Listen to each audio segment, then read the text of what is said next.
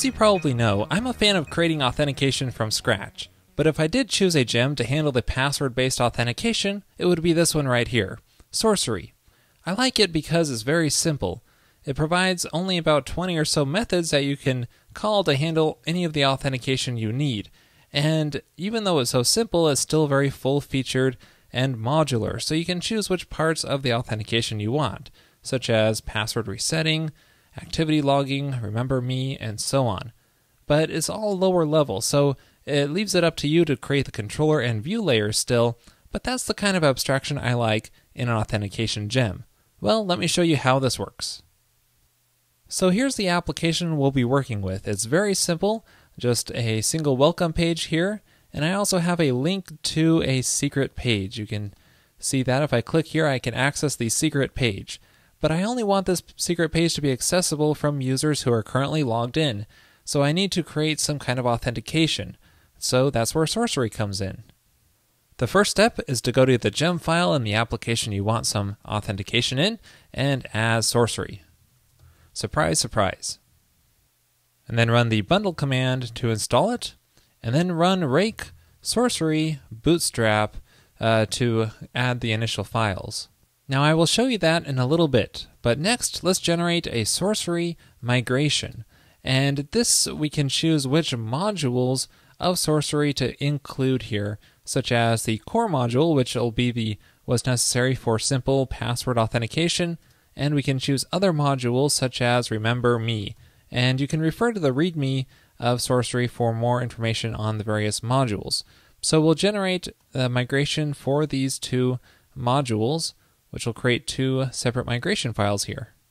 So if we open up that core migration file that was generated, you can see the attributes which are added to the users table here. And you can see we have a username field, and you may or may not want for users to have a username. And this is completely customizable as well. So just for the sake of example here, let me show you how you can choose to use only the email address here. So we can comment out our username field so our users will only have an email address to identify them. And if you want to do this, you'll need to configure Sorcery to use the email field.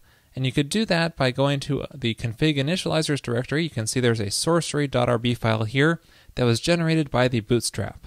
Now at the top of this config file, you need to specify which modules you want to enable. So we want to enable the remember me functionality to get that working. And notice there are many other configuration options you can specify here, and they're all nicely documented. Most of them we can keep at their defaults, but one we want to change here is the username attribute name. We want to change this to email because we are using that instead of the username field. And there are many other options here.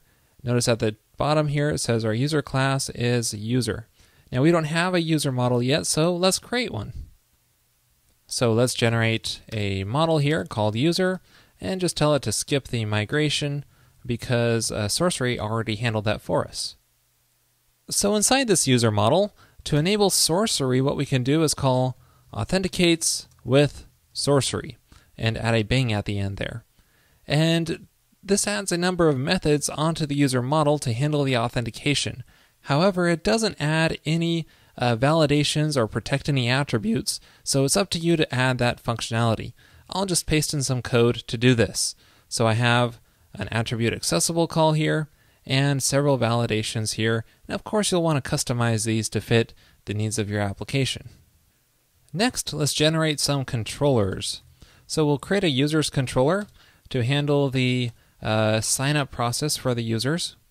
And then we'll also want to generate a sessions controller to handle the logging in for the user. Now this is very similar to what I showed in episode number 250 where I created authentication from scratch. So I'll go through this pretty quickly.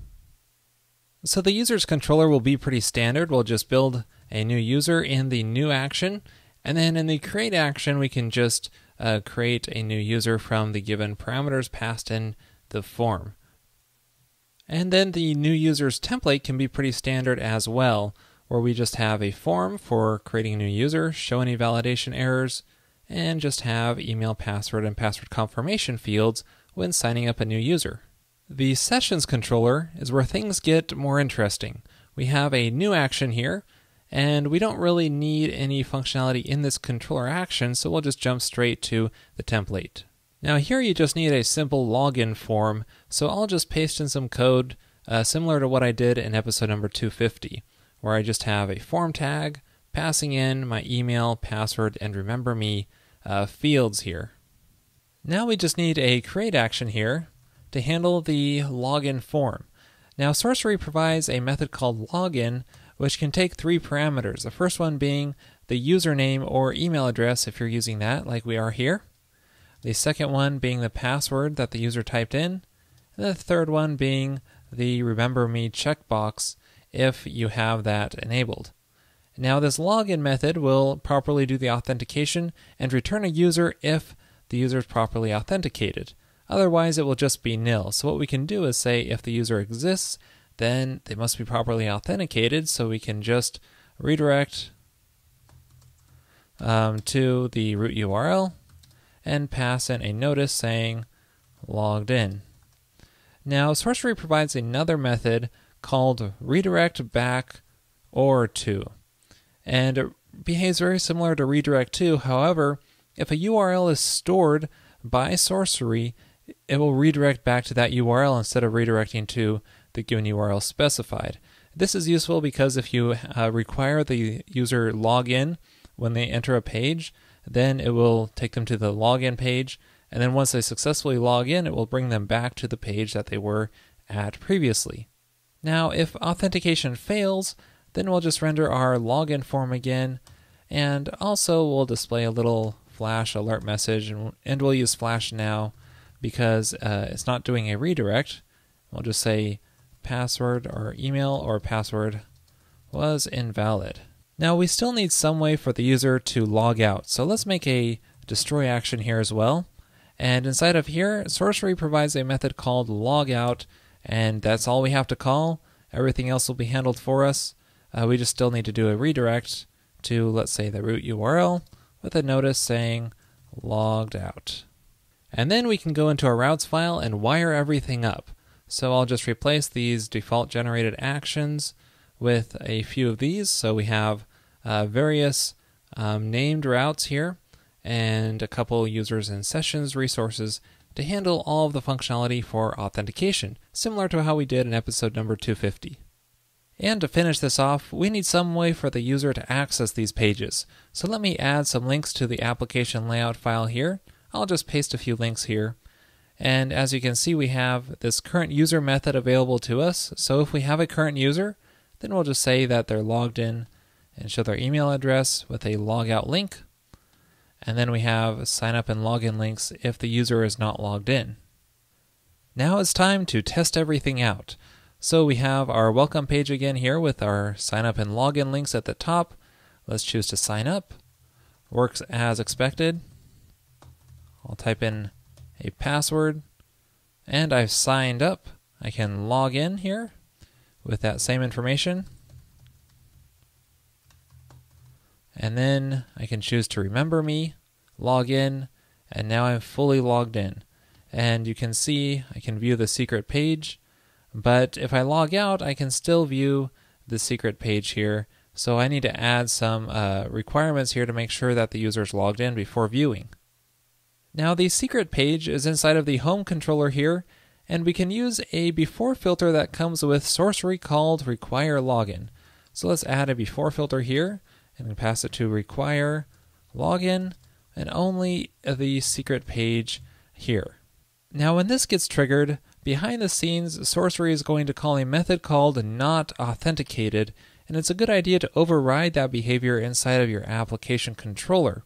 So let's make a private method down here inside of our application controller called not authenticated, and then we can have any kind of behavior we want when the user authentication fails. So let's redirect to our root URL, or actually let's do our login URL here with an alert saying first login to access this page. Now let's try this out. I'm currently not logged in, and when I try to visit the secret page, it triggers that not authenticated action, and I come back to the login page with the proper failure message. And when I log in properly, it's going to take me directly back to the secret page because it remembers that that's the page that I'm trying to access, and when it calls a redirect back or to call, it's going to take me back here because that's what's in the session.